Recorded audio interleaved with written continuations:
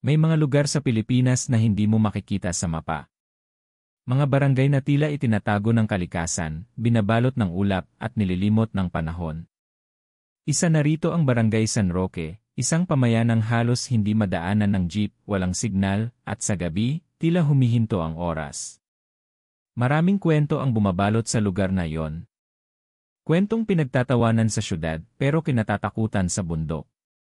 Dito nagsimula ang kwento ng isang manggagamot na may dalang lihim at nakatagpo ng mas malaking lihim sa lugar na kanyang tinakasan. Si Mang Elias. Isang albularyong kilala sa kanilang bayan sa Nueva Ecija. Matanda na siya, nasa 58, payat, maitim ang balat dahil sa araw, at lagi nang may bitbit na sako ng mga halamang gamot. Pero kahit ang dami niyang alam sa panggagamot, hindi siya kailanman minahal ng mga tao. Pinagsismisan siya, pinaratangan ng kulam, at pinagtawanan kapag may nabubuhay na pasyente niya. Hindi yan si Jesus, sinapian lang yan ng kung anong demonyo, bulong ng mga tao. Ang totoo, si Elias ay anak ng isang mangkukulam na sinunog ng mga Kastila. At ang kanyang ina, namatay sa kulungan, tinaguri ang halimaw sa mata ng mga tao. Lumaki siyang mag-isa, sa likod ng bundok, sa isang kubong halos matumba na. Wala siyang pamilya. Wala siyang kaibigan, maliban sa isang lalaki, si Tomas. Si Tomas ay kababata niyang isa ring ulila, pero mas masayahin. Si Tomas ang klase ng tao na kahit gutom na, marunong tumawa. Elias, sabi niya noon habang naglalakad sila papunta sa ilog, kapag namatay ako, ikaw ang bahala sa akin, ha? Huwag mong hayaang kainin ako ng mga lamok. Pareho silang tumawa noon kahit parehong walang makain. Pero totoo yung sinabi ni Tomas. 2 taon lang ang lumipas, inatake siya sa puso. Si Elias ang naglibing sa kanya. Nang mamatay si Tomas, napuno ng lungkot ang buhay ni Elias. Isang araw, nagising na lang siyang wala na siyang dahilan para manatili sa kanilang bayan. Kaya't nag-empeke siya ng kaunti niyang gamit, ilang bote ng langis, tuyo, halamang gamot, at isang lumang orasyon na minana niya sa kanyang ina. Umalis siya, sakay ng isang tricycle patungong hindi niya alam kung saan. Basta't malayo. Basta't tahimik. Matapos ang 2 araw na biyahe at ilang oras ng paglalakad sa kakahuyan, natagpuan niya ang Barangay San Roque. Isang matandang babae ang unang sumalubong sa kanya, si Aling Perla. Ikaw ba'y manggagamot? Tanong nito, hawak ang baston. Tumango si Elias. Sige, dito ka na. Matagal na kaming walang albularyo dito. Lahat ng doktor takot pumunta. Hindi niya na tinanong kung bakit. Basta't may matitirhan siya, ayos na. Sa unang linggo, maayos ang lahat. Tahimik ang baryo. Ang mga tao'y magalang, pero may kung anong lungkot sa kanilang mga mata. Tuwing gabi, parang walang gustong lumabas. Sa hating gabi, may mga aso na bigla na lang tatahol ng sabay-sabay, pero walang nakikitang tao. Minsan, parang may naglalakad sa bubong ni Elias. Akala niya daga lang. Pero may gabing narinig niya itong humahagikik. Tawa na parang babae pero parang gutom. Sa umaga, wala namang bakas. Tahimik ulit ang lahat. Sanay ka lang siguro sa syudad, sabi ni Aling Perla isang araw habang nagkakape sila. Dito, maraming hayop sa gabi. Huwag ka na lang lumabas. Mas ligtas. Napangiti si Elias, pero hindi siya mapalagay. Parang may ikinukubli ang lugar na ito. Isang hapon, habang pinapahiran niya ng langis ang isang batang nilalagnat, napansin niyang may kakaiba sa balat nito. Parang may mga bakas ng kagat, pero hindi lamok. Malalaki. Parang kagat ng tao. Tinakpan na lang ito ng nanay ng bata. Baka kinagat ng pinsan niya habang naglalaro, sabay iwas ng tingin. Hindi na lang nagsalita si Elias. Kinagabihan, habang nililinis niya ang paligid ng kubo, may narinig siyang tinig mula sa kakahuyan sa likod ng bahay. Mahinang boses ng babae. Humihingi ng tulong. Tulungan mo ako. Manggagamot ka, hindi ba? Para bang tinatawag siya ng pangalan niya, kahit kailanman ay hindi niya ipinakilala ang sarili sa kahit sinong babae sa lugar. Nang sumilip siya sa madilim na bahagi ng gubat, wala siyang nakita. Pero may amoy dugo at bulok na karne. Kinaumagahan, dumalaw siya sa bahay ni Aling Perla. May mga nawawala ba rito? Tanong niya. Hindi sumagot si Aling Perla. Bagkus, nilapitan siya at marahang hinawakan sa balikat. Elias, kapag may naririnig kang boses sa gabi, huwag mong sundan. Kahit mukhang nangangailangan. Kasi hindi sila tao. At kung tulungan mo sila, hindi ka na makakabalik. Hindi na siya nakapagtanong. Bumalik na lang siya sa kubo, nanginginig at litong-lito. Sa unang pagkakataon mula nang dumating siya sa Barangay San Roque, naramdaman niyang gusto niyang umalis. Pero wala na siyang babalikan. Sa mga sumunod na araw, mas dumami ang pasyente niya. May mga buntis na hindi makatulog, mga batang ayaw ng kumain, at mga matandang bigla na lang nababaliw. Ngunit ang mas nakapagtataka, may mga gabi na may kumakatok sa pinto niya 3 beses. Pagbukas niya, wala namang tao. Isang araw, may iniwang sulat sa harap ng kubo. Luma na ang papel. Gumagamit ng lumang baybayin, pero naintindihan niya ang mensahe. Hindi ka namin gustong saktan. Pero kailangan ka naming isama. Hawak niya ang papel na yon nang bumisita si Isko, isa sa ilang naging kaibigan niya sa barangay. Bata pa si Isko, mga 20 anyos, pero may respeto sa kanya. Elias, sa palagay mo totoo ba ang mga kwento tungkol sa mga aswang sa San Roque? Tanong nito. Napatingin si Elias sa kanya.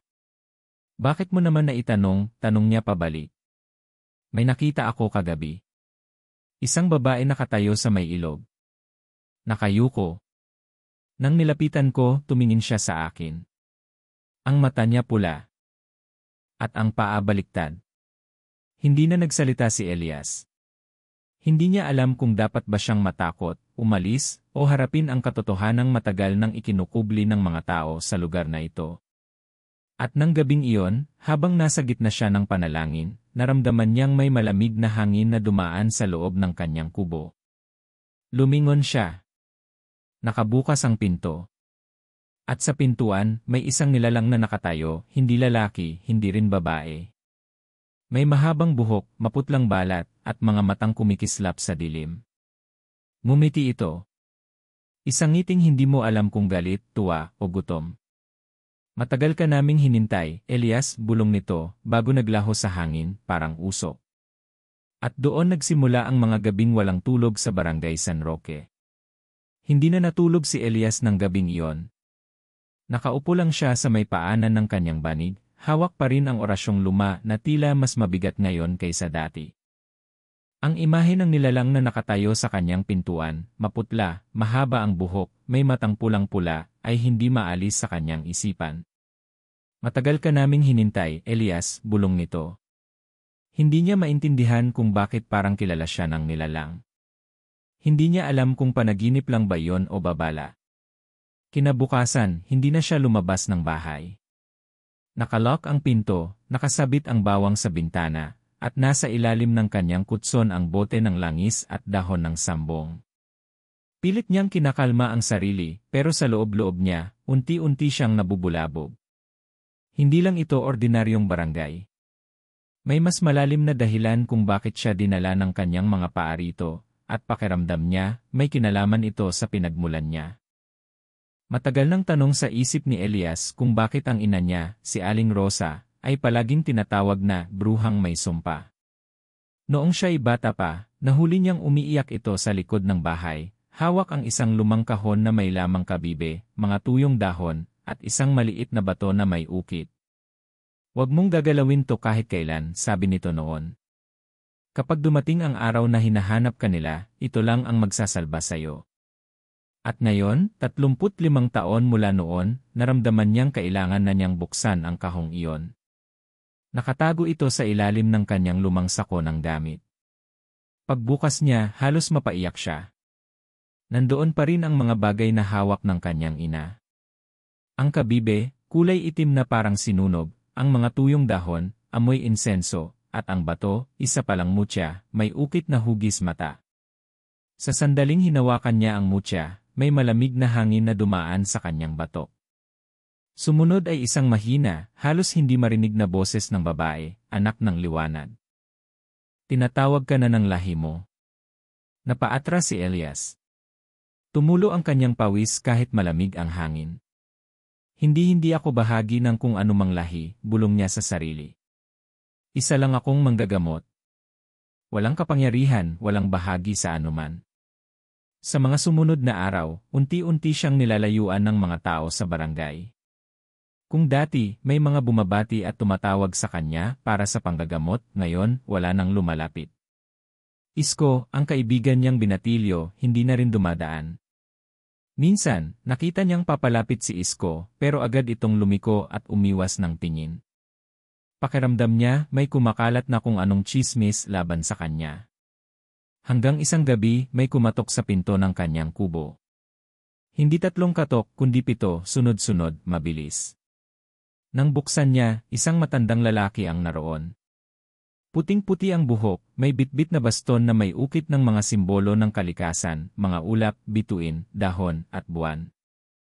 Elias, anang matanda, oras na para malaman mo ang totoo. Hindi alam ni Elias kung bakit hindi siya nakapagsalita. Tahimik siyang sumunod sa matanda, pataas ng bundok. Lumalalim ang gabi, pero hindi sila nadadapa o nadadapa. Parang may liwanag na gumagabay sa kanila, kahit wala silang bitbit na lampara. Pagdating sa tuktok ng bundok, sa gitna ng isang bilog ng matatandang puno, huminto ang matanda. Ako si Lakanduning. Ako ang tagapangalaga ng mga mutya ng kabundukan, anito. At ikaw, Elias, ay hindi lang isang albularyo. Anak ka ng diwata at ng isang nilalang ng dilim. Parang tinamaan ng kidlat si Elias sa narinig. Anong ibig mong sabihin? Garalgal ang boses niya. Ang ina mo, si Rosa, ay isang diwata ng kalikasan. Nagtago siya sa mundo ng mga tao matapos siyang paghanapan ng mga nilalang ng kadiliman. At ang ama mo, huminto si Lakanduning, ay isang aswang. Ngunit hindi siya masama. Siya ay isa sa mga naghahangad ng kapayapaan. Ngunit pinaslang siya ng mga takot sa pagkakaiba. At ikaw ang bunga ng dalawang magkasalungat na mundo. Hindi makapaniwala si Elias. Lahat ng sakit na dinanas niya sa kabataan, ang pagkakaalipusta ng mga tao, ang kahirapang dinaranas niya, lahat pala ay dahil sa dugo niyang hindi karaniwan. Bakit ngayon mo lang sinasabi ito, bulalas niya? Dahil ngayon ka lang handa, sagot ng matanda. At dahil nagsisimula ng magising ang pinuno ng mga aswang, si Kaluyon, ang tagapagdala ng dilim. At ikaw ang tanging may kakayahang humadlang sa kanyang muling pagbangon. Mula sa kanyang baston, inilabas ni Lakanduning ang isang lumang tela. Nakatupi ito ng maayos, tila sinadyang itago sa loob ng maraming taon. Nang buksan niya, isang mutyang kabibe ang lumitaw, kulay ginto, may nakaukit na salitang baybayin, bantay. Ito ang kabibe ng bantay kalikasan. Ipinasa ito sa mga anak ng diwata. Sa iyong kamay, ito'y magiging sandata laban sa dilim. Hindi pa rin makagalaw si Elias. Hindi ako mandirigma. Hindi ako tagapagligtas. Isa lang akong albularyo, ngunit humakbang si Lakanduning palapit. Hindi mo kailangang maging perpekto. Kailangan mo lang piliin. Labanan o hayaan. Pagbalik ni Elias sa kanyang kubo, dala na niya ang mutya at kabibe. Pero hindi pa rin siya mapakali. Sa loob-loob niya, ayaw niyang maging bahagi ng kung anumang digmaan. Gusto lang niyang manahimik, manggamot at mabuhay ng simple. Ngunit ang kapalaran, minsan, hindi mo mapagpipilian. Mula noong gabi na yon, nagsimula siyang managinip ng apoy, ng mga matang pula, ng isang tinig na paulit-ulit na sinasabi, Elias, bumalik ka sa amin.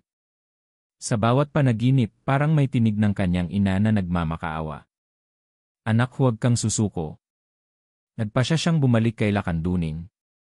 Kung totoo nga ako ang anak ng diwata, ituro mo sa akin ang dapat kong gawin. Mula noon, sinimulan ang pagsasanay. Hindi ito tulad ng inaasahan ni Elias. Hindi ito laban gamit ang espada o apoy. Tinuruan siya ni Lakanduning kung paano pakinggan ang hangin, kilalanin ang dahon, intindihin ang bulong ng ilog. Ang kalikasan ang unang guro. Sa kanya ka huhugot ng lakas, sabi ng matanda. Ngunit sa likod ng lahat ng ito, may tanong pa ring gumugulo sa isip ni Elias, paano kung mali sila? Paano kung hindi siya dapat maging bahagi ng lahat ng ito? At isang araw, habang nag-ensayo siya ng orasyon sa tabi ng ilog, muling lumitaw si Isko. Payat na at maputla. Hindi agad siya lumapit. Nakatayo lang ito sa malayo, parang natatakot. Isko, tawag ni Elias. Elias, kailangan mong umalis, sabi ng binata. Alam na nila kung sino ka.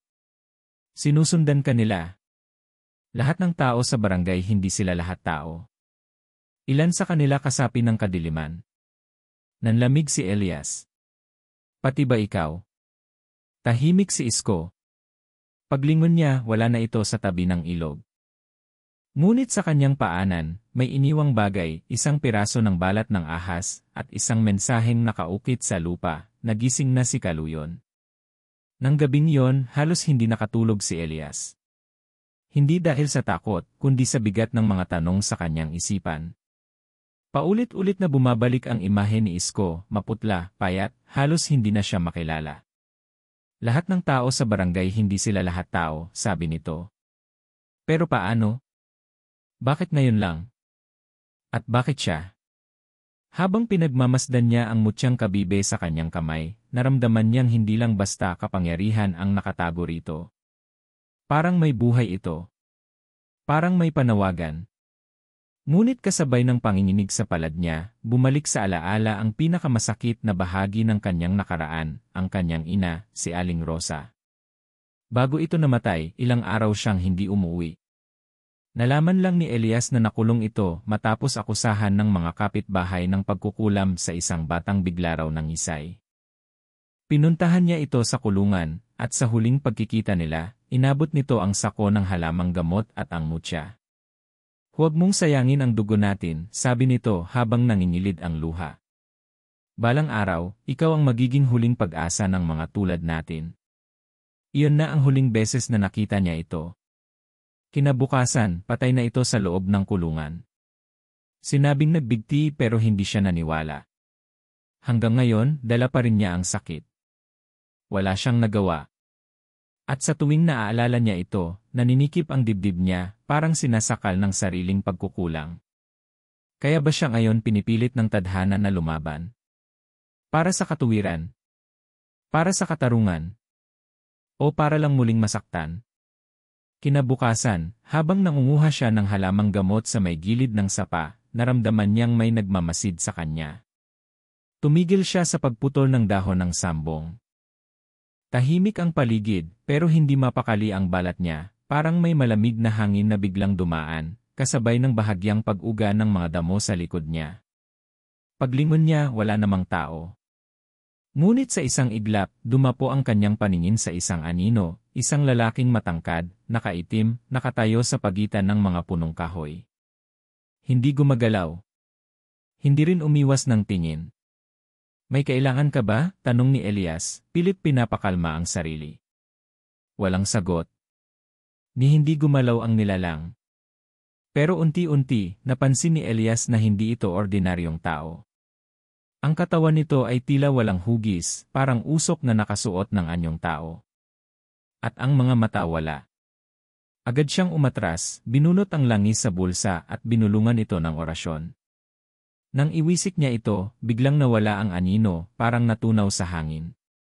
Pero ang hangin ay hindi na muli naging tahimik. Nagsimula na ang paggalaw ng dilim. Kinagabihan, nagpunta siya kay Lakanduning upang ikwento ang nakita. Tahimik lang ang matanda habang nakikinig, hawak ang baston. Ang aninong nakita mo ay bahagi ng mga tanod ng dilim, ani Lakanduning. Sila ang mga mata ni Kaluyon. Kapag nagsimula nang magparamdam ang mga ito, ibig sabihin, malapit na siyang magising at hinihintay ka na niya. Bakit ako? Tanong ni Elias, halos pasigaw. Bakit ako ang pinipili niyong humarap sa kanya? Marami namang ibang may lakas, mas handa, mas may tapang kaysa sa akin. Dahil ikaw lang ang may parehong dugo ng liwanag at dilim, sagot ng matanda. Ikaw lang ang kayang lumakad sa pagitan ng dalawang mundo. At ikaw rin ang may kapangyarihang pigilan ang pag-angat ni Kaluyon o tuluyang buksan ang daan. Napatahimik si Elias. Sa loob-loob niya, ayaw na niyang tumanggap pa ng bigat. Sawa na siya sa pagiging tipinili. Gusto lang niyang mabuhay ng tahimik.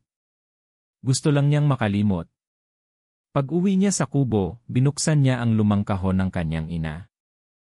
Doon niya muling nakita ang orasyong isinulat nito, may mga sulat kamay na pahina na puno ng sinaunang baybayin, mga panalangin, at paalala. Sa isang sulok ng papel, may sulat kamay na mahina na ang tinta, kapag dumating ang gabi ng huling buwan, huwag kang matulog. Sapagkat sa dilim, sasalubungin ka ng sarili mong anino. At iyon ang sumunod na dumating.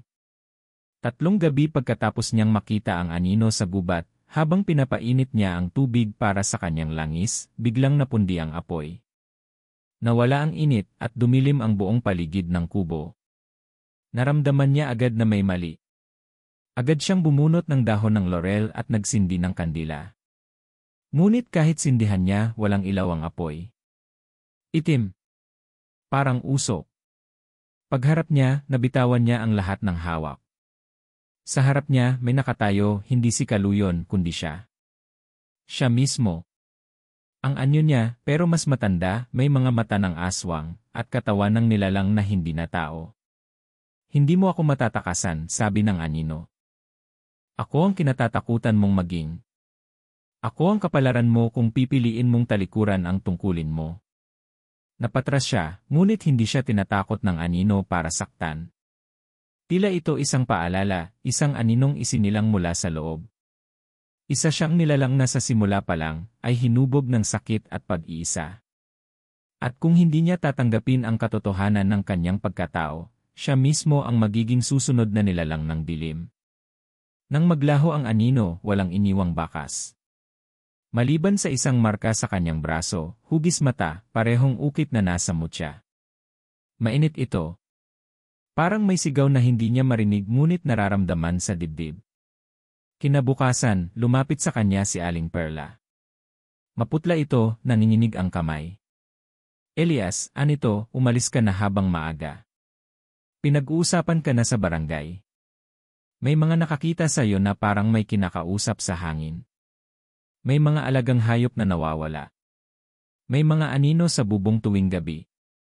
At ikaw ang sinisisi nila. Hindi na nagulat si Elias. Ganito na ang kwento ng buhay niya. Sanay na siyang itaboy. Pero ngayong may nalalaman na siya, hindi na siya basta-basta aalis. Hindi dahil sa kayabangan, kundi dahil sa huling pagkakataon ayaw na niyang tumakbo. Hindi ako alis, sagot niya. Hindi habang may panganib dito. Hindi habang may mga taong inosente. Bumuntong hininga si Aling Perla. Kung yan ang pasya mo, ito ang huli kong maitutulong. Inabot nito ang isang lumang kahoy na kahon. Pagbukas niya, may isang singsing na ginto, may ukit na alon at buwan. Ito ay pag-aari ng lola mo, isa ring diwata. Sinasabing kapag suot ito ng tamang tagapagmana, magpapakita ang tagapagbantay ng sangtuaryo ng mga diwata. Doon mo maririnig ang huling sagot. Hawak ang singsing at mutya. Tumayo si Elias sa harap ng kubo niyang yari sa pawid. Sa loob-loob niya may takot pa rin. May galit. May sakit. Pero sa unang pagkakataon may liwanag na rin. At sa likod ng lahat ng ito, alam niyang hindi pa siya handa. Pero darating ang gabi na wala ng ibang pagpipilian. At habang palubog ang araw sa barangay San Roque, isang matinis na iyak ang narinig mula sa gubat, hindi tao, hindi hayop. Nagising na ang kagubatan. Mula nang marinig ni Elias ang matinis na iyak mula sa kagubatan, hindi na siya muling naging panatag. Bawat araw ay tila mas mahaba, bawat gabi ay mas mabigat. Sa bawat sulok ng barangay San Roque, may bumubulong na panganib. Mga kaluskos sa bubong, mga yapak sa bubong ng mga bahay, kahit wala namang tao, at mga hayop na bigla na lang nawawala o natatagpo ang wala ng buhay, tuyot ang laman, tila sinipsip ng kung anong nilalang. Sa araw, tahimik ang lahat. Pero ang katahimikan na yon, hindi ginhawa kundi babala. Muling bumalik si Isko sa kubo ni Elias. Payat pa rin ito, pero tila mas matatag na ang pananalita. Alam ko na kung sino ang mga nasa barangay na hindi na tao, sabi niya habang nakatingin sa malayo. Ang pamilya ni Mang Carling si Aling Teria at yung batang si John John, nakita ko silang naglalakad ng walang anino at isang gabi, narinig ko silang bumubulong sa ilalim ng buwan. Hindi nakaimik si Elias. Kilala niya ang mga yon. Mababait. Tahimik. Pero kung totoo nga ang nakita ni Isko, ibig sabihin, mas malalim na ang ugat ng dilim sa lugar na ito. Natatakot pa rin ako, dagdag ni Isko, pero kung lalaban ka, sasama ako. Ayoko na ring magtago. Napangiti si Elias kahit may lungkot sa mata. Noon lang niya muling naramdaman na hindi siya nag-iisa. Salamat, Isko, mahinang tugon niya. Nagpa siya silang maghanda. Sa tulong nila Kanduning, nagsimula silang gumawa ng mga panangga, pulseras na gawa sa sinumpang hibla ng baging, bote ng langis na may orasyon, at mga palaspas na tinapalan ng mutyang bato. Araw-araw silang nagsasanay, hindi ng lakas, kundi ng pakiramdam. Matutong makiramdam sa paligid. Matutong umamoy ng masamang hangin. Matutong makakita sa dilim kahit wala kang mata. Pero sa kabila ng lahat, may tanong pa ring bumabagabag kay Elias, kaya ba nila? Tama ba na lumaban siya? O isa lamang itong desperadong pagsubok laban sa isang puwersang masyadong malaki para sa kanila? Minsan, habang nag-iisa siya sa gubat at nagbubulong ng orasyon sa tapat ng isang lumang puno, bigla niyang naramdaman ang bigat ng paligid. Tumingin siya sa itaas, at sa pagitan ng mga dahon, may dalawang matang pulang-pula ang nakatingin sa kanya. Hindi siya gumalaw. Sa halip, tahimik niyang dinukot ang mutya. Umilaw ito, bahagya lamang, sapat para matakot ang nilalang at maglaho sa kisap mata. Ngunit naiwan ang isang baka sa puno, marka ng kuko, tatlong mahahabang guhit na tila sinunog sa balat ng kahoy. Mas malapit na siya, bulong nila Kanduning nang ikwento niya ito. Si Kaluyon ay hindi na lang isang alamat sa ilalim ng lupa. Nakahanap na siya ng mga katawan na ginagamit bilang sisidlan. At kung hindi mo siya pipigilan sa tamang oras, magigising siya ng buo. Kinagabihan, habang nakahiga si Elias sa kanyang banig, hindi na siya makatulog. Hindi lang dahil sa takot, kundi sa bigat ng mga alaala. Ang mukha ng kanyang ina, ang huling iyak nito, ang mga sumbat ng barangay sa tuwing siya ay dumadaan. Ang tanong ng kanyang pagkatao, anak ba siya ng liwanag o ng dilim? Bigla, naramdaman niyang may malamig na hangin na dumaan sa kanyang batok. Akala niya'y panaginip. Ngunit pagdilat niya, nasa harap na naman niya ang aninong una niyang nakita sa gubat. Ngunit ngayon, hindi ito tahimik. Alam mong hindi mo sila maililigtas, bulong ng anino. Alam mong kahit ano nang gawin mo, hindi ka nila matatanggap. Hindi mo sila maililigtas sa sarili nilang takot. Hindi ako narito para tanggapin nila ako, sagot ni Elias. Narito ako para pigilan ka. Tumawa ang anino, mababa, malalim, nakakasindak. Hindi mo ako kailangang pigilan, Elias. Ako ang tunay mong anyo. Ako ang kapangyarihang iniwan sa iyo ng ama mong tinakwil. Isa kang nilalang ng dilim, niloko ka lang ng liwanag. Biglang humigpit ang hawak ni Elias sa mutya. Umilaw ito, at sa liwanag, naglaho ang anino. Pagkalipas ng ilang araw, mas naging lantad ang kilos ng mga nilalang sa barangay. Isang matandang babae ang natagpo ang wala ng mata, nakaupo sa gilid ng palengke, nakangiti pa. Walang makapagsabi kung sino ang gumawa. Isang gabi naman, may narinig si Elias na iyak ng sanggol sa gitna ng gubat, ngunit walang bata roon, kundi isang nilalang na nakaawang ang bibig. May maliliit na matang gumagapang sa balat. Ilang beses na rin silang binato ng mga tao sa barangay. May mga sumisigaw, lumayas ka, Elias. Ikaw ang nagdadala ng malas dito. Pero hindi siya gumanti. Alam niyang hindi iyon ang tunay na kaaway. Minsan, habang naglalakad siya sa tabing ilog, nakakita siya ng isang batang babae na umiiyak. Nilapitan niya ito. Anak, anong ginagawa mo rito mag-isa? Ngunit nang lumapit siya, biglang umitim ang balat ng bata, at nagbago ang anyo, naging matandang babae, may mahabang kuko, at ngiting may ipin na kasing talim ng patalim. Tumakbo siya pabalik sa kubo, humihingal, hinahabol ng halakhak ng matanda na unti-unting nagiging alulong ng aswang. Doon niya naisip, hindi lang nila ito masasagupa. Papasukin na nito ang mismong puso ng barangay. Nagsisimula na ang paghahanda nila, sabi nila Kanduning nang marinig ang kwento. At ikaw, kailangan mo na ring tanggapin ang huling bahagi ng kapalaran mo. Hinila siya ng matanda papunta sa pinakamatandang bahagi ng kabubatan. Doon, sa ilalim ng isang punong may mga ukit ng baybayin at mga alay na bulaklak, nakatayo ang isang nilalang na hindi niya pa nakikita noon, isang diwata. Maliit ito, may pakpak na parang kristal, at mga matang kumikislap na tila hindi sa mundong ito. Ikaw ang anak ng aking kapatid, anito. At sa pagdating ng ikatlong gabi mula ngayon, magpapakita na si Kaluyon. Hindi pa siya buo pero sapat na upang ubusin ang lahat ng hindi handa. Inaamin kong natatakot ako, sabi ni Elias, pero kung ito na ang panahon, lalaban ako. Ngunit bago siya umalis, hinawakan siya ng diwata sa noo. Tandaan mo, Elias. Hindi ka nilikha upang maging ganap na liwanag o kadiliman. Nilalang ka upang piliin. Pagbalik niya sa kubo, sinalubong siya ni Isko. Handa ka na ba? Huminga siya ng malalim. Hindi pa. Pero wala nang atrasan. Sa gabing iyon, nagsimula nang bumigat ang hangin sa buong barangay. Sa gitna ng gabi, ang buwan ay tila naging pula. Ang mga aso ay tahol ng tahol, ang mga ibon ay lumilipad kahit hating gabi, at ang mga anino sa mga dingding ay gumagalaw kahit walang gumagalaw.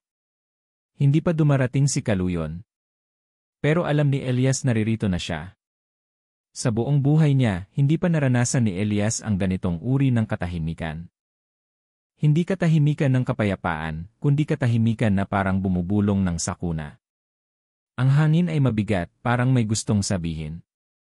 Ang mga alon sa ilog, hindi na sumasabay sa ihip ng hangin. Lahat ay tila nakatingin sa iisang direksyon, patungo sa gabi ng pagdating ni Kaluyon. 3 araw na lang, sabi ng diwata. Pero kahit hindi pa umaabot sa itinakdang gabi, ramdam na ni Elias na may nagbago. Mas mabilis tumubo ang damo. Mas mabagsik ang amoy ng mga halamang dati pamilyar. At ang mga mata ng mga tao sa barangay, kahit yung mga kilala niya, ay tila may ibang sinasabi. Para bang may mga lihim na pilit ikinukubli. Isang gabi, habang pinaghahandaan nila ni Isko ang mga anting-anting at langis na ipapahid sa katawan, napansin ni Elias na parang balisa ang kaibigan niya. Pawis na pawis si Isko kahit malamig ang gabi. Nanginginig ang kamay nito habang iniukit ang orasyon sa basang dahon ng tanglad. Isko, tanong ni Elias. Ayos ka lang ba? Napatingin si Isko sa kanya pero sandaling saglit lang. Parang hindi siya matingnan sa mata. Siguro pagod lang, sagot nito pero may lamig sa boses. Hindi na nagsalita si Elias. Pero kinagabihan, hindi siya agad nakatulog. May kung anong hindi mapakali sa dibdib niya. Kaya't matapos ang ilang oras ng paglingon sa kisam ng kanyang kubo, bumangon siya at sumilip sa bintana. Wala na si Isko. Mabilis siyang lumabas, hawak ang kanyang mutya at langis. Hinanap niya ito sa paligid hanggang sa makarating siya sa gilid ng ilog. Doon niya nakita si Isko. Nakatalikod, nakaluhod sa harap ng isang malaking bato.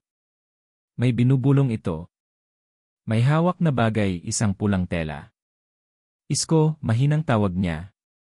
Nagulat ang binata at agad tinago ang tela. Bumaling ito, ngunit huli na. Anong ginagawa mo rito? Tanong ni Elias, nanginginig ang tinig. Elias, hindi mo naintindihan.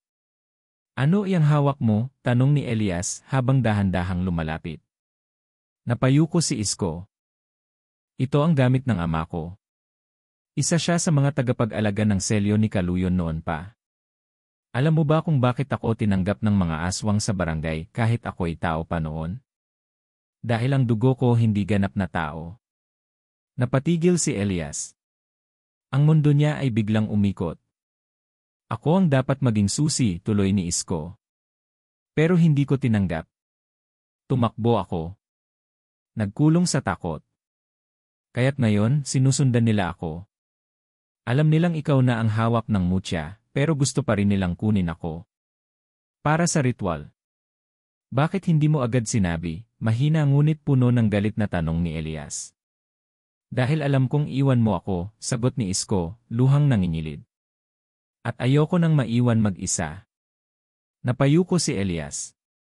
Hindi niya inaasahan ang pagtataksil, pero higit pa roon, ang bigat ng pagkakaibigan ngayon ay nabahiran na ng takot at lihim. Hindi siya sigurado kung magtitiwala pa ba siya o hindi. Pero alam niyang kailangan niya si Isko, at higit sa lahat, alam niyang si Isko man ay biktima rin ng mas malaking laban. Hindi pa huli ang lahat, bulong ni Elias. Pero kailangan mong tumulong. Labanan natin sila hanggang sa huli. Nang makabalik sila sa kubo, may nakita silang liwanag na kakaiba. Isang apoy sa langit, parang bituin na nahulog, ngunit hindi sumabog. Bagkus, ito'y lumapag sa gitna ng barangay. At kasunod noon, isang matinis na sigaw ng babae. Isang tinig na hindi mula sa mundong ito. Tumakbo sila. Sa gitna ng plaza, nakaluhod si Aling Perla, nanginginig, habang sa harap niya, nakatayo ang isang nilalang na may pakpak na parang usok, at katawan na wala ng balat. Isa itong nilalang mula sa ilalim, isa sa mga tagapagdala ng babala ni Kaluyon. Ang selyo ay magbubukas, sigaw nito. At ang araw ng paglaya ay darating. Lahat ng sumalungat ay lulubog sa kadiliman. Bago pa man makalapit sina Elias, naglaho ang nilalang. Naiwan si Aling Perla, nang hihina, ngunit buhay. Sinubukan nila akong hulihin, bulong niya. Gusto nilang gamitin ang katawan ko bilang sisidlan ng orasyon. Pero hindi pa ako ganap na handa. May proteksyon pa ang dugo ko. Isinugod nila ito pabalik sa kubo ni Elias. Doon, napagdesisyonan ni Elias at ni Isko na lumaban ng mas maagap. Hindi nila pwedeng hintayin pa ang gabi ng ikatlong araw. Kailangan nilang hanapin ang ugat ng selyo bago ito mabuksan. Kinabukasan, sa tulong ng singsing na galing sa diwata, natunton nila ang isang kuweba sa paanan ng bundok, isang lugar na kahit ang mga matanda sa barangay ay hindi binabanggit. Sa loob nito, may mga ukit sa pader, mga kwento ng sinaunang nilalang, mga digmaan ng diwata at maligno, at sa pinakasentro, isang larawan ng isang nilalang na may dalawang mukha, isa ng liwanag, isa ng kadiliman. Elias, bulong ni Isko. Parang ikaw yan. Sa gitna ng kuweba may altar. At sa altar, may isang luma ngunit makapangyarihang bagay, isang putol na sungay, itim na parang uling, ngunit umiinit sa bawat hakbang ni Elias palapit dito. Hindi yan basta gamit, sabi ng tinig ng diwata na biglang lumitaw sa hangin. Iyan ang sungay ni Kaluyon. Isang bahagi niya na pinutol at itinago upang hindi siya muling mabuo. Bakit narito ito? Tanong ni Elias. Dahil ang huling tagapag-ingat ay isa sa pamilya mo. Parang binuhusan si Elias ng malamig na tubig. Ang ama mo hindi siya ordinaryong tao. Isa siya sa mga tagapagbantay noon. Ngunit sa huling panahon ng digmaan, pinili niyang sumanib sa dilim. At ikaw ang natitirang saksi sa kanyang pagkakasala. Hindi na malaman ni Elias kung ano pa ang totoo. Ang bigat ng katotohanang dala ng kanyang pinagmulan ay parang buhawi sa dibdib. Anak siya ng traidor. Anak siya ng tagapagbantay na bumaliktad. At ngayon, siya rin ang hinihinging tagapagligtas. Ngunit bago pa man niya maproseso ang lahat, lumindol. Mula sa ilalim ng lupa, umalingaw-ngaw ang isang malalim na halakhak. Hindi tulad ng dati, ito ay malapit, parang nasa mismong tenga mo. Elias, sigaw ng tinig na tila buhat sa ilalim ng mundo. Tapos na ang oras ng pag-aalinlangan. Ikaw ay sa akin. Nagpatay ang ilaw ng mutya. Ang apoy sa kandila ay nag-itim. At ang kuweba nagsimulang bumuka. Mabilis na hinila ni Isko si Elias palabas. Tumakbo sila habang gumuho ang bato at lupa sa kanilang likuran. Ngunit sa huling sandali ng kanilang paglabas, isang bagay ang nadama ni Elias, isang hila sa dibdib, parang may bahagi sa kanya na ayaw lumisan. Sa labas ng kuweba, humihinal silang dalawa. Basang-basa sa pawis, putik, at takot. Elias, bulong ni Isko. Nagsimula na. At sa di kalayuan, mula sa kabundukan ng San Roque, unti-unting lumilitaw ang isang ulap na kulay abo. Paikot ito, mabagal, ngunit hindi natural.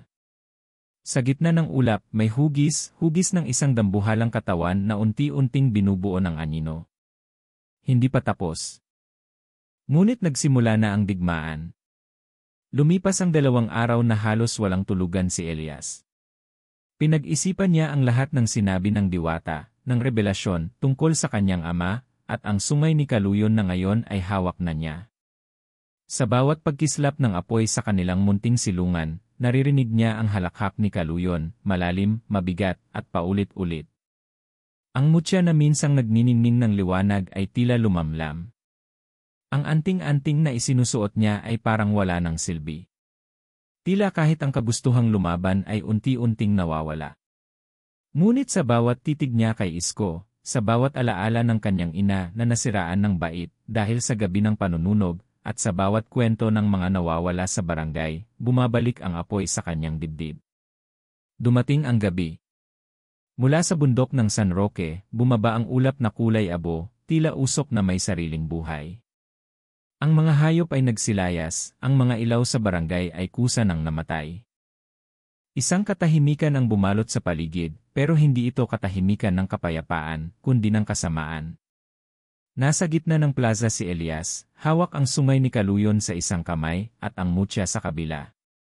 Suot niya ang mga anting-anting na inukit mismo ni Isko sa mga araw ng kanilang paghahanda. Sa paligid, naroon ang ilang matatapang na nanatili, si Aling Perla, si Mang Lucio, at ilang kabataan na nawalan ng pamilya sa kamay ng dilim. Mula sa usok, lumitaw ang hugis. Una, anino. Pagkatapos mata pula, malalim at walang buhay. Unti-unting nabuo ang katawan. Mataas kaysa sa punong mangga. Ang balat ay tila gawa sa usok at apoy. At mula sa lid nito, bumababa ang 2 mukha, isa ng lalaki, isa ng hayop. Elias, bumulong si Kaluyon, ang tinig nito ay parang maraming tinig na pinagsama. Ibinigay sa iyo ang aking sungay. Ngunit ang dugo mo ay akin. Isuko mo na. At mamumuhay ka bilang hari ng kadiliman. Nilakasan ni Elias ang loob. Hindi ako ikaw. Hindi ako ang ama ko. Tama ka, sagot ni Kaluyon. Mas higit ka pa sa kanya. Sumugod si Elias, gamit ang mutya, ngunit tinamaan siya ng bugso ng hangin na parang pader. Tumalsik siya sa lupa, sugatan ang tuhod at siko. Mabilis siyang tinulungan ni Isko. Hindi sapat ang mutya. Kailangan mo siyang gamitin hindi bilang sandata, kundi bilang alaala. Paano? Hingal ni Elias. Tandaan mo kung sino ka. Hindi lang ang anak ng traidor. Ikaw ang anak ng isang inang nagsakripisyo. Anak ng barangay. Anak ng liwanag. Tumayo si Elias, pinikit ang mata. Binalikan ng alaala ng ina, ang mga gabi ng pagtulog sa kanyang kandungan, ang tinig nito habang umaawit sa kanya kahit wala silang makain. Ang sakit, ang gutom, ang takot, lahat iyon ay bumalik. Ngunit kasabay nito ang pagbangon, ang pagmamahal, at ang pangako. Ang mutya ay muling lumiwanag, hindi na malamlam kundi naglalagablab. Kasabay nito, ang sungay ni Kaluyon ay tila nanginig. Ang apoy sa katawan ng halimaw ay biglang bumagal, parang napilayan. Sumugod muli si Elias. Sa pagkakataong ito, tumama ang mutya sa katawan ni Kaluyon, at isang sigaw ng sakit ang umalingaw-ngaw. Ngunit bago siya makalapit pa, lumitaw ang isang anino sa likod niya, si Isko. Elias, sigaw ni Aling Perla. Umatras ka. Paglingon niya, hawak na ni Isko ang sungay, ngunit ang anyo nito ay nagbago. Maputla ang balat, dilat ang mata, at tila wala na sa sarili. Isko, huwag, bulong ni Elias. Patawad, sagot ni Isko, nangingilid ang luha. Hindi ko kinaya.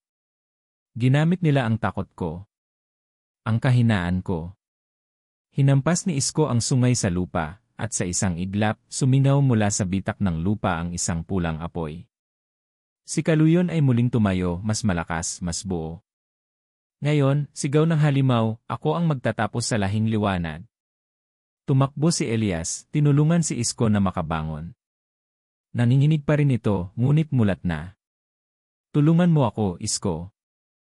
Kaya pa nating pigilan to, sa kanilang pagkakahawak ng mutya at sungay, muling lumiwanag ang paligid.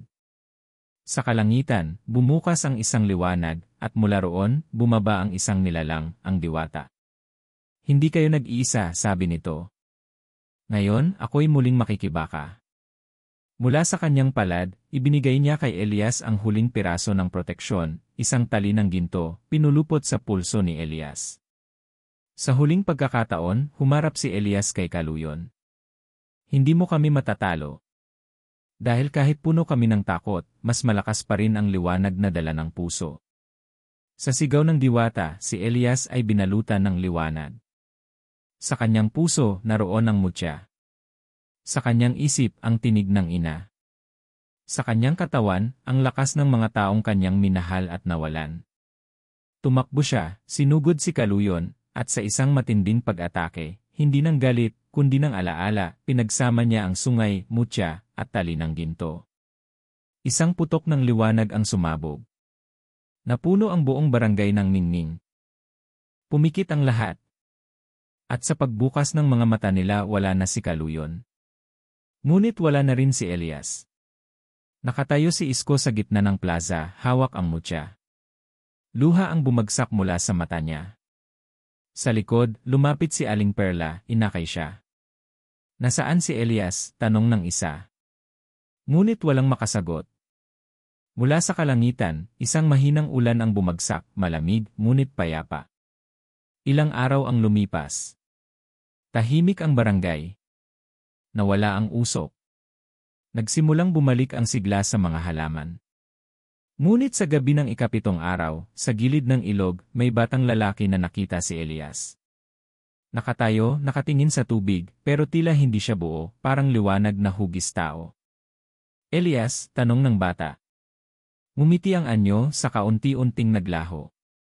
Naiwan sa damuhan ng isang bagay, ang mutya, ngunit ngayon ay kulay asul at malamig sa palad. Hindi pa tapos ang kwento. Dahil sa bawat mutya, sa bawat kwento ng dilim, may sinisilang na bagong tagapagbantay.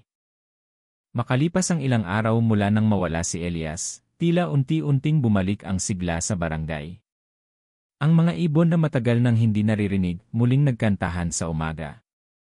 Ang mga punong tuyo at dahong lanta, unti-unting nanariwa. Maging ang hangin na dati mabigat at puno ng takot, ay naging banayad, malamig at tahimik. Pero kahit pamuling nabuhay ang paligid, hindi ganoon kadaling gumaling ang sugat sa puso ng mga naiwan. Si Isko, araw-araw pumupunta sa gilid ng ilog. Doon siya huling nakita si Elias, o ang anyo nito, na parang liwanag na hugis tao. Hawak-hawak pa rin niya ang mutya, na ngayon ay kulay asul at malamig sa palad. Hindi na ito nagniningning gaya ng dati. Tahimik lang itong nananatili, para bang natutulog.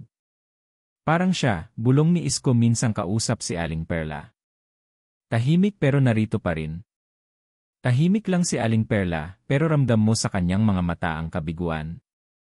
Isa siya sa mga unang naniwala kay Elias, at isa rin sa pinakamasakit na nawalan.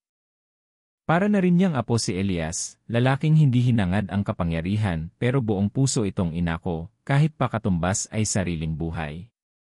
Marami sa mga taga-barangay ang hindi pa rin lubos makapaniwala sa nangyari. Para sa iba, si Elias ay simpleng manggagamot lang na tahimik na tumira sa gilid ng kabubatan. Pero sa mga tunay na nakakita ng labanan, kay Isko, kay Aling Perla, kay Mang Lucio, si Elias ang naging tanglaw sa gitna ng kadiliman. Minsang pinulong ni Isko ang ilang kabataan sa plaza. Tahimik siyang nagsalita, hindi bilang bayani, kundi bilang tagapagsalaysay. Ikinuwento niya ang totoong nangyari. Ang nilalang sa ilalim ng bundok. Ang sungay ni Kaluyon. Ang paglalaban ng liwanag at dilim. At higit sa lahat, ang sakripisyo ng isang taong hindi inasahang magiging tagapagligtas. Sa bawat salitang binibigkas niya, ramdam ang bigat. May luha sa ilan.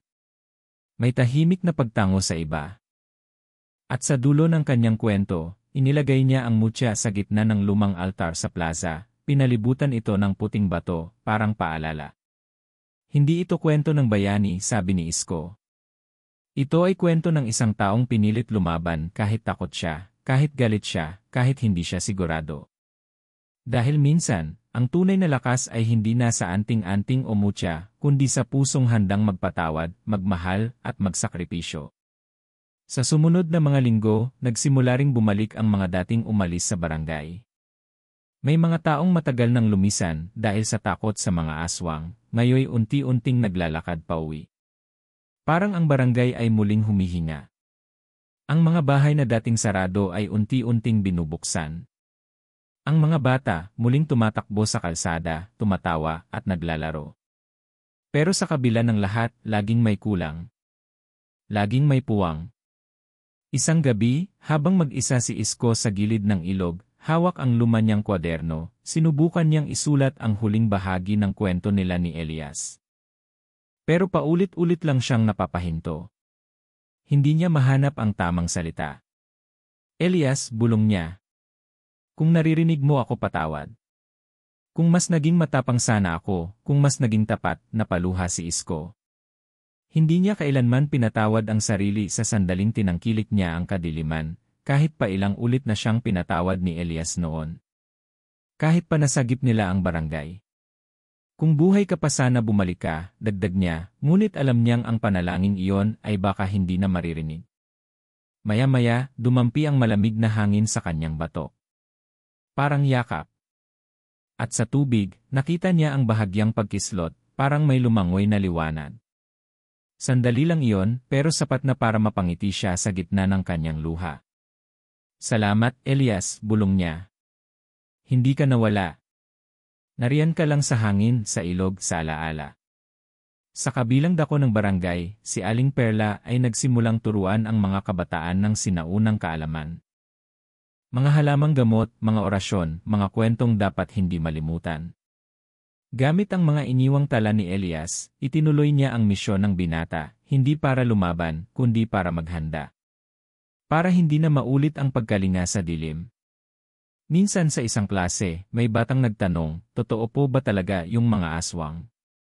Umiti si Aling Perla, at sabay tanaw sa ilog sa malayo. Totoo silang lahat. Pero mas totoo ang tapang ng pusong handang lumaban kahit natatakot. Mas totoo ang kabutihang hindi nakikita sa anyo, kundi sa gawa. Sa huli, hindi sinamba si Elias bilang bayani. Wala siyang bantayog. Wala siyang rebulto. Pero sa bawat kwento ng gabi, sa bawat batang nagtatanong, sa bawat mutyang nakapahinga sa altar, naroroon siya. Tahimik. Payapa. At si Isko. Sa tuwing may gabi ng ulan, binubuksan niya ang bintana ng kanyang silid. Dinadamdam ang lamig, ang tunog ng patak sa bubong, at ang mga alaala ng isang kaibigang naging ilaw ng madilim na panahon.